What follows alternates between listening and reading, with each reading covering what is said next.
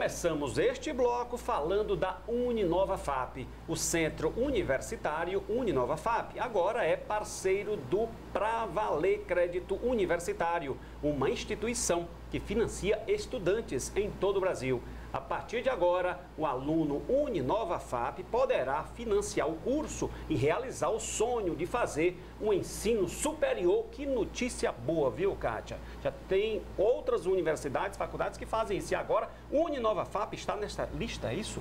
Exatamente. Você pode conhecer um pouco mais sobre o financiamento para valer acessando o nosso site www.uninovafap.edu.br ou então através do telefone 2106-0700.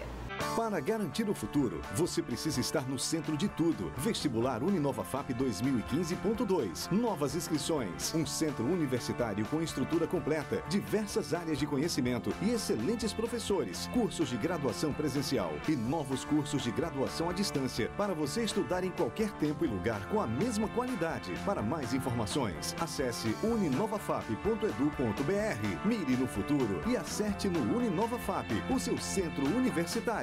E parabéns a toda a diretoria da Uninova FAP por mais essa iniciativa.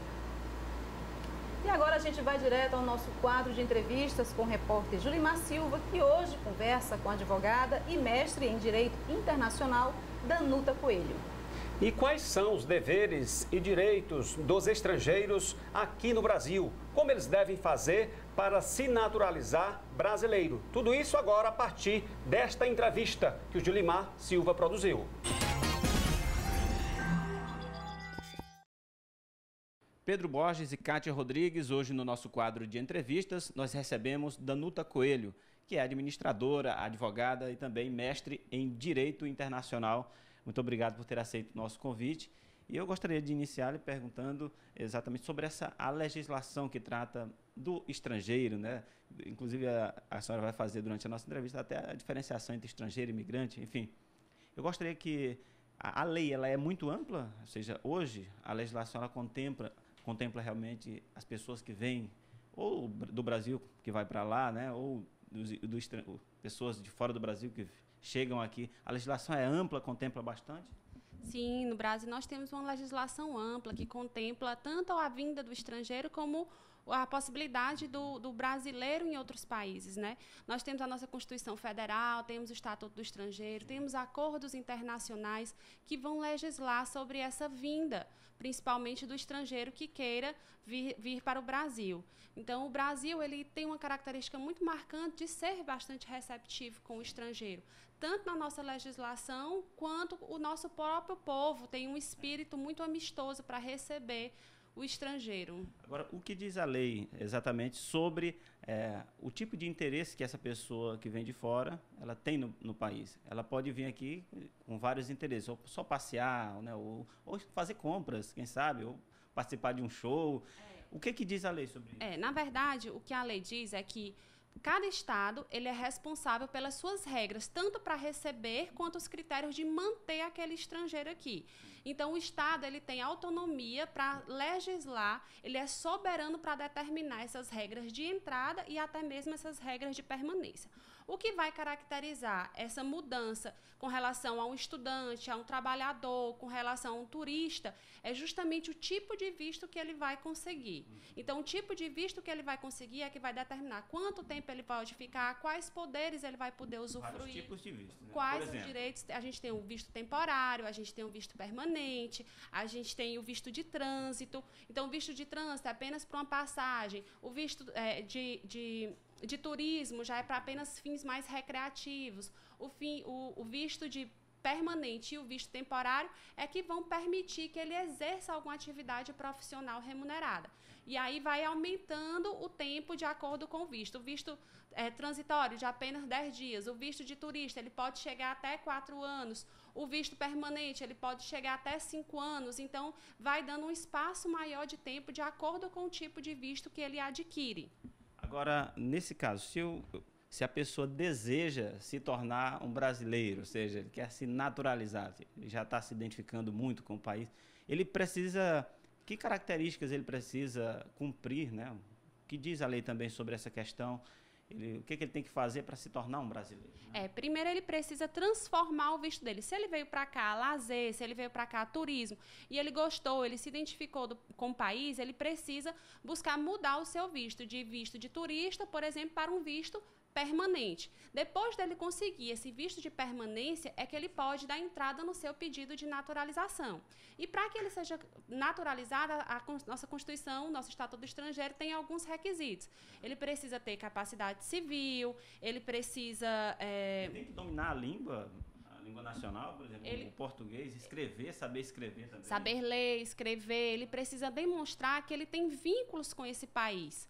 Então, ele precisa demonstrar uma boa conduta, que ele não atente contra a nossa soberania e segurança nacional. Então, ele precisa demonstrar realmente esse interesse em fazer parte do país e que ele vai ser um cidadão de bem dentro do Brasil. Inclusive, só a título de informação, a Polícia Federal, inclusive o Ministério da Justiça, divulga a cada ano a quantidade de pessoas, em torno de 1.000 pessoas que se regularizam, né, no Brasil a cada ano.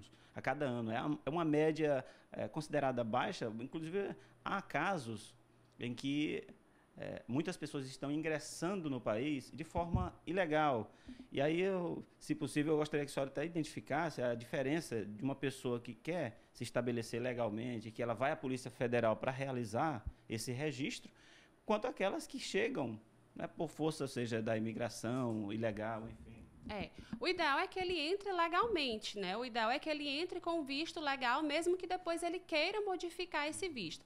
Mas a nossa lei, como eu já disse, ela é muito receptiva. Então, a gente, por exemplo, para aquele que entra ilegalmente, o nosso Estado ele protege muito. A gente tem a lei de anistia, que concede perdão àqueles que entraram ilegalmente em nosso país para que eles possam regularizar o seu visto. Então, existe um momento onde ele consegue uma permanência temporária para que ele regularize a sua situação dentro do Brasil. Então, a gente teve um aumento desse fluxo de imigração. Só que em 2015 essa tendência ela já diminuiu, inclusive em virtude da nossa crise, do desemprego.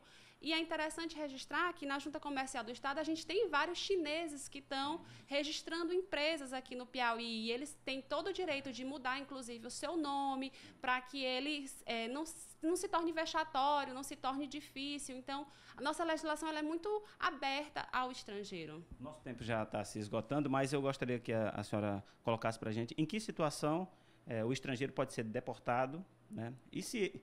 E o que ele não pode fazer aqui no país? Por exemplo, ele pode se candidatar ou não? Pronto. Deportação é a retirada compulsória daquele estrangeiro. É aquele estrangeiro que foi verificado ou que ele entrou irregular ou que ele está irregular e ele não buscou essa regularização. Mas então ele pode ser deportado. Aí é um viés administrativo. Cometimento de crime pode resultar em deportação. Aí a gente já vai para outro aspecto. A gente já vai para expulsão e extradição, que são institutos diferentes, mas todos de retirada do estrangeiro. Você falou com relação a direitos... Votar e ser votado, né? Com relação a direitos e deveres do estrangeiro. O brasileiro ele não pode ser extraditado. O estrangeiro ele já pode ser extraditado. Então, constitucionalmente, o estrangeiro e o brasileiro eles têm as mesmas garantias e proteções. No entanto, o estrangeiro ele sofre algumas pequenas restrições. Ele não pode votar e ser votado, ele não pode abrir empresa e ser o administrador daquela empresa, ele não pode organizar eventos de caráter político, como comícios, como passeatas. Então, ele realmente não pode votar e ser votado, porque isso é um exercício de cidadania que ele ainda não tem. Muito bem, eu quero agradecer a sua disponibilidade. Falei então com a Danuta Coelho, que é mestre em Direito Internacional e também administradora, advogada. Deu aqui algumas contribuições para o MN Repórter. Muito obrigado. Voltamos com você, Pedro Borges e Kátia Rodrigues, no estúdio.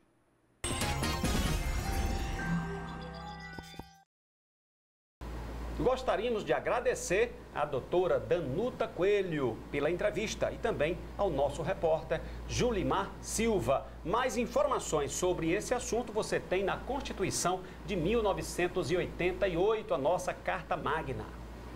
Isso mesmo, olha. E depois do bloco comercial, nós vamos conhecer um africano de Guiné-Bissau que veio com o objetivo de estudar no Brasil através de um intercâmbio cultural. E você vai ver também um casal da Bélgica que chegou ao litoral do Piauí para praticar kitesurf. E sabe o que aconteceu? Eles acabaram ficando por aqui. Não é para menos, né? Com certeza. Tudo isso depois do intervalo, gente. Não sai daí.